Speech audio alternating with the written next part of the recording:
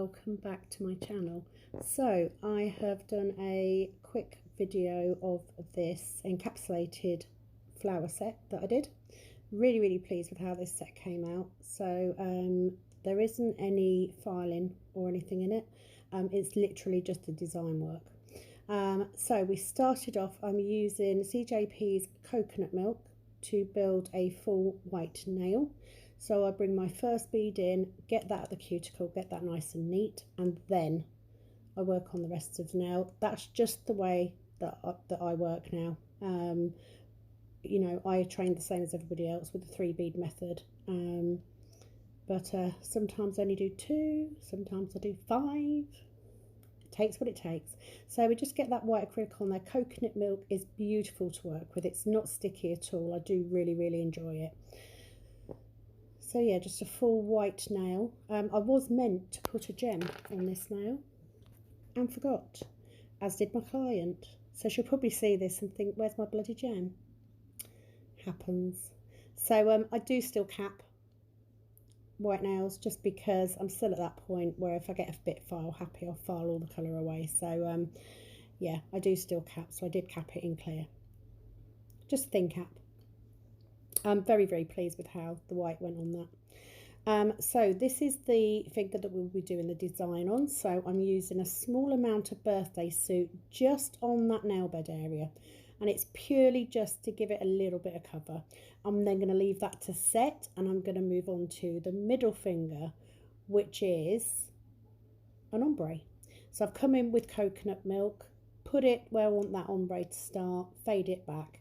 I then use my brush and I leave that liquid in the brush, something that I picked up from Kylie Werry, because then it will keep it moving.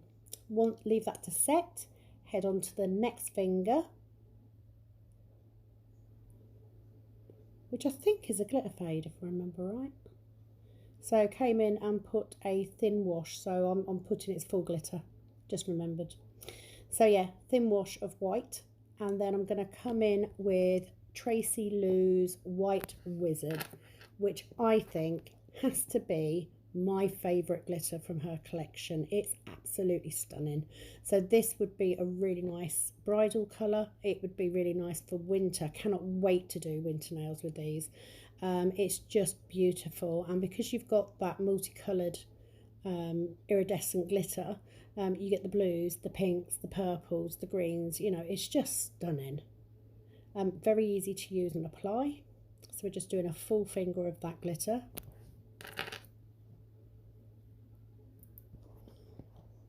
Just tiny little beads of acrylic to pick that up. If it's quite wet, I just use my wet brush to pick it up. I am using my Tracy Lou sized hem brush, and I've also used Tracy Lou's tapered square tips and her files. If you haven't checked out her products already, please do. That brush is a game changer. The tips are amazing. So on the thumb, we are doing a glitter fade. So I'm getting my white up in that cuticle first,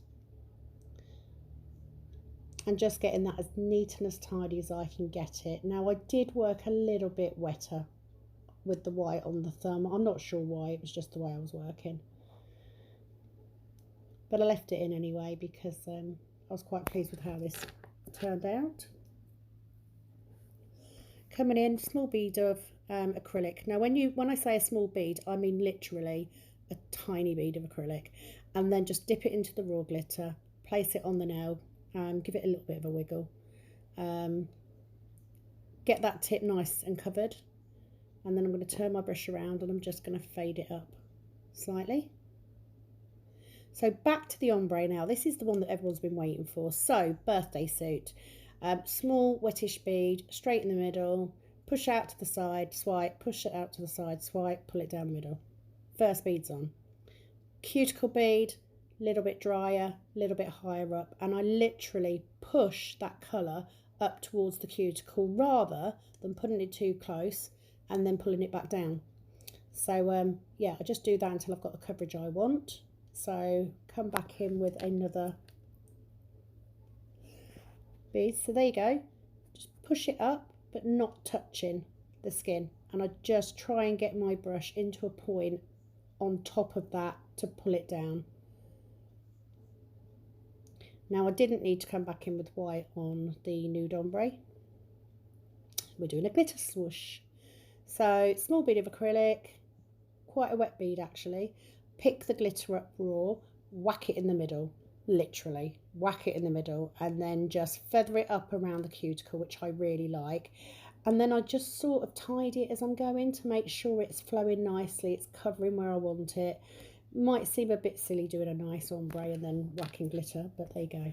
So moving on, 3D. Using coconut milk, I'm using my Cjp, I think it's either the 3D Petite or the 3D Precise. I think it's the Precise. So get that little bead on there, little C shape. Wait for it to dry out a little bit. To be fair, it doesn't take long. I'm using the one monomer, so it actually doesn't take too long. And then just feather it out. Now, the difficulty or the issue you have with 3D encapsulating is, although it's 3D, you still need to keep those petals quite flat, because if they stick up too much, you're just going to file into them. While it's not an issue on the side, doesn't bother me too much, but you certainly don't want to file that definition out. So I'm placing my second bead and then pushing it out so it overlaps the first one, keeping that lovely C shape. This isn't a rose as such, it's just a general flower. I haven't done a particular style. Third bead, slap bang in the middle of those two. Use the point of my brush, make that little C shape, that little half moon. Wait for it to set a little bit. Press the middle out first and then work my way out to the sides to push it out. And that just gives it that definition. And then my final bead, plop in the middle. And we just keep it round. I just play with it while it's setting. And once it goes matte, that's the point, or when it doesn't spring back when I touch it, that's the point I go in and manipulate it. So little donut. And then I'm just going to blend one edge into the previous petals. Not too much, it's just there to hold the caviar beads, which I'm going to put in the middle. And then just flatten it out. So at this point, I go and pick my caviar beads up with a tiny smidge of acrylic powder and liquid, and I just place them in the middle, and then I just push them to where I want them to be. Leave those to set. Once I've finished fapping with it. Always like caviar beads under. I haven't done this for ages, which is why I did this video. I then come in with a small little bead with some caviar beads on, and I just feed those caviar beads along that natural free edge that you can see, just to cover that, and a few at the bottom just to balance it, and then a little bead of white acrylic, pop it on. You do work quite dry when you're picking 3D beads up. I drain the back of my brush, but to be fair, the Cjp 3D brushes are quite good because they're small and dainty, so you don't hold a lot of liquid, because you don't want to be feeding it with lots of liquid because you'll lose your definition. Very, very quick petal come bud. So then we go on to capping. So when I cap in clear, especially over glitter, I use a wet brush just to brush over, just to help ease that acrylic over. I work a little bit wetter, and as you can see, get that bead at the top, get it down the side, swipe, and the product will fall down the nail naturally. It makes your job so much easier. And then I just pull it down until it's covered, and then I go back in with more beads. As you can see, that nail's quite flat still, so we need to get some apex in there. So I'll come back in with a slightly drier bead, swipe it down. I try and play with clear acrylic when I'm encapsulating as little as possible. For me, it just helps avoid bubbles. I'm not saying I never have bubbles, I do, but I'm getting better. So just make sure that's where I need it to be. So a little bit more. Do like a nice, I like the apex quite far back. It's just the way I like to do nails. I think it looks nicer. So on the swoosh, again, wet brush, just helps ease that acrylic on. And we're going to place that bead, not quite at the cuticle, and I'm going to push it back up, tuck the sides in and swipe down.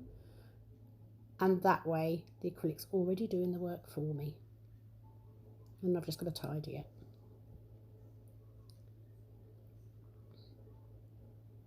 Do a lot of tapping when I'm encapsulating.